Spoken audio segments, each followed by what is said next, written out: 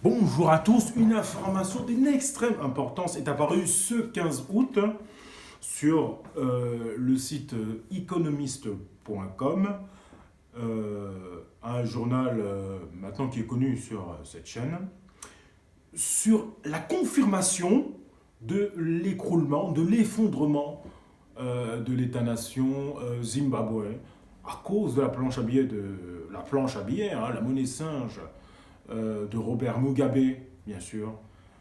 Et cet article est extrêmement important au niveau de la situation économique du Zimbabwe et comprendre la situation de cet État qui s'effondre, l'économie du Zimbabwe s'effondre et son peuple a faim. Les étrangers peuvent aider, mais devraient exiger une vraie réforme, bien sûr.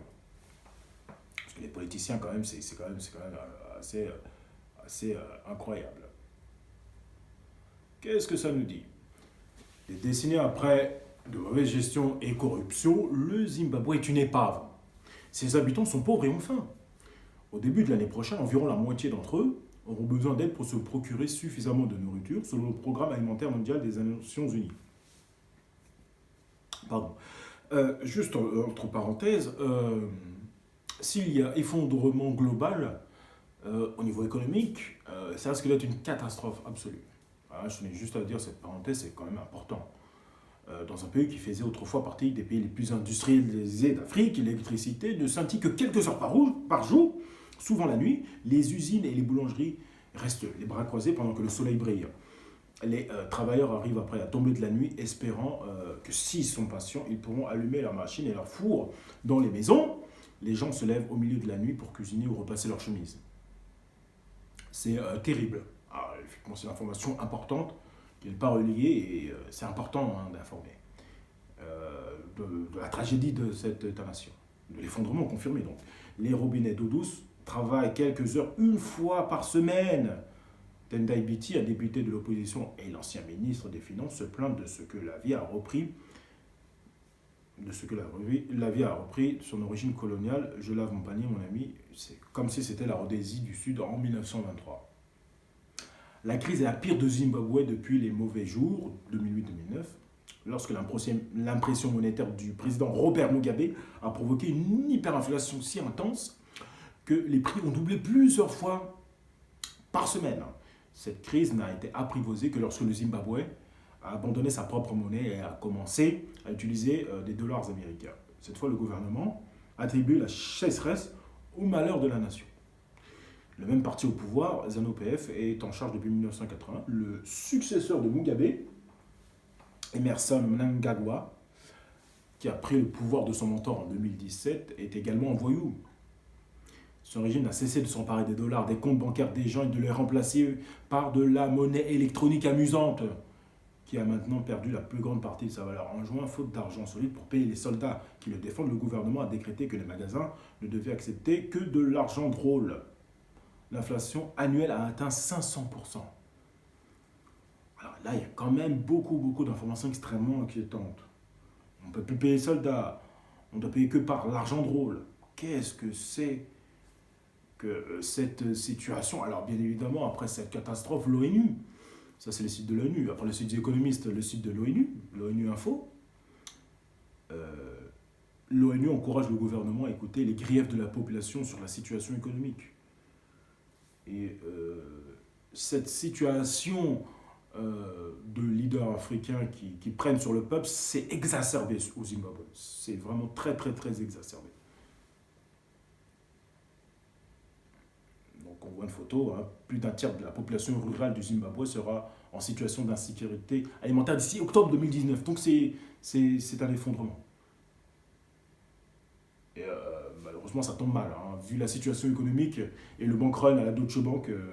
Et j'y reviendrai bien sûr. 16 août 2019, donc, le Haut Commissariat des Nations Unies aux droits de l'homme a exhorté vendredi les autorités du Zimbabwe à cesser de réprimer des manifestations pacifiques et les a encouragés à écouter les grèves de la population concernant la crise économique et sociale que traverse le pays. Nous avons appris que les manifestations prévues à Harare d'aujourd'hui viennent d'être annulées par les organisateurs à la suite de la décision de la Haute Cour de maintenir une interdiction gouvernementale. Les foules qui s'étaient déjà rassemblées ont été dispersées par la police et de nouvelles informations font état d'un recours à la force contre les manifestants, a déclaré le porte-parole du HCDH, Rupert Colville, lors d'un point de presse à la Genève. C'est aussi ce qui se passe en France aussi avec les Gilets jaunes. Parce qu'en France, nous avons un effondrement colmaté, si je veux dire, d'une partie de la population qui s'est mis en Gilets jaunes. Or, les Gilets jaunes, c'est le peuple. Voilà. C'est le peuple, mais c'est cette partie visible du peuple qui s'est effondrée, si j'ose dire, entre guillemets. Alors qu'en réalité, on est tous effondrés, on est tous en cours d'effondrement. Effectivement, tant que le frigo sera plein, malheureusement, les gens ne bougeront pas trop. N'accompagneront pas les gilets jaunes. Or, ce qu'il faut comprendre, c'est que les gilets jaunes ont le frigo vide. Et oui, c'est ça qui est important, et c'est pour ça qu'ils se réveillent, et c'est pareil au Zimbabwe. Des manifestations de l'opposition devaient encore se dérouler au Zimbabwe dans un avenir proche. Nous exhortons le gouvernement à trouver les moyens de dialoguer en permanence avec la population au sujet de ses griefs légitimes sur la situation économique et à mettre un terme à la répression contre les manifestants pacifiques. Si des manifestations ont lieu, nous exhortons les forces de sécurité, les manifestants à veiller à ce qu'elles se déroulent dans le calme et sans la moindre violence, a-t-il ajouté. Le HCDH est profondément préoccupé par la crise socio-économique au Zimbabwe. Tout en reconnaissant les efforts déployés par le gouvernement, la communauté internationale et les Nations Unies au Zimbabwe pour atténuer les effets de cette crise et du processus de réforme, la situation économique catastrophique a maintenant un impact négatif sur la réalisation des droits économiques et sociaux des millions de Zimbabwéens, a souligné M. Colville. Bien sûr, c'est comme les gilets jaunes. En France, flambée des prix du carburant et des denrées alimentaires. L'état d'abandon et les carences structurelles ont contribué à l'hyperinflation, ce qui a entraîné une flambée des prix du carburant, des denrées alimentaires, des transports et des services de santé. C'est ce qu'on voit partout en Afrique. Tout est très très très cher en Afrique. C'est quand même en Afrique subsaharienne notamment. Donc c'est quand même incroyable en fait. En Afrique, on gagne beaucoup moins, mais les produits sont plus chers. C'est terrifiant. La crise économique s'ajoute à l'impact du cyclone Idai qui a frappé le Zimbabwe en mars dernier et à la sécheresse provoquée par El Niño, pour créer une situation humanitaire qui se détériore rapidement, avec pour résultat qu'environ 5 millions de Zimbabwéens, soit un tiers de la population totale de 16 millions d'habitants, auraient besoin d'aide humanitaire. Avant la manifestation prévue aujourd'hui, donc le 16 août, qui a été annulée à la dernière minute, des informations inquiétantes faisaient état de menaces à l'encontre de citoyens qui souhaitaient exercer leur droit d'exprimer leur point de vue sur la situation économique au moyen de manifestations pacifiques, avec des allégations de surveillance accrue et de menaces par des agents de l'État visant des organisations de la société civile, a noté le porte-parole du HCDH. Alors, effectivement, il y a une volonté de réprimander les manifestants, c'est ce qu'on voit à Hong Kong. Peut-être une vidéo à faire sur Hong Kong, parce que là aussi on est dans une escalade. C'est pas le même thème, bien sûr, d'effondrement, mais au niveau de Hong Kong, c'est par rapport à la démocratie et à la liberté de cet État.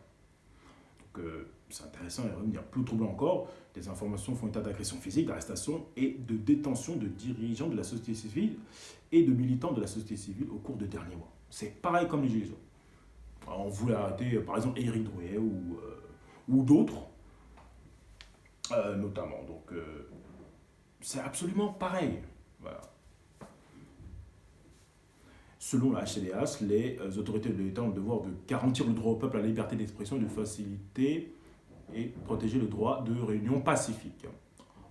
En outre, nous exhortons le Sénat, lorsqu'il examinera le projet de loi relatif au maintien de la paix et à l'ordre, à protéger les libertés démocratiques essentielles de réunion et de manifestation pacifique, en voyant à ce que le projet de loi soit conforme à la Constitution, aux décisions de la Cour constitutionnelle et aux normes internationales relatives aux droits humains, a dit M. Colville.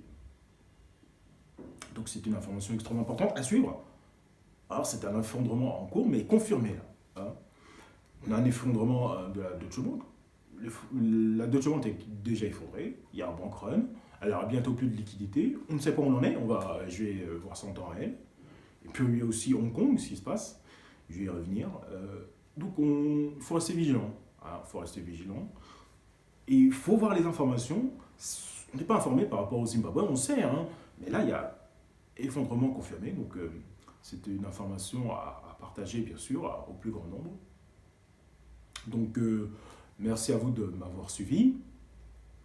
N'hésitez pas à mettre vos informations, à partager cette vidéo, d'une extrême importance, bien sûr. Je reste avisé, hein, bien sûr. Merci pour vos abonnements et merci à vous de partager ma chaîne aussi dans les discussions autour de vous. Merci, merci beaucoup à vous. Merci et à la prochaine. Merci.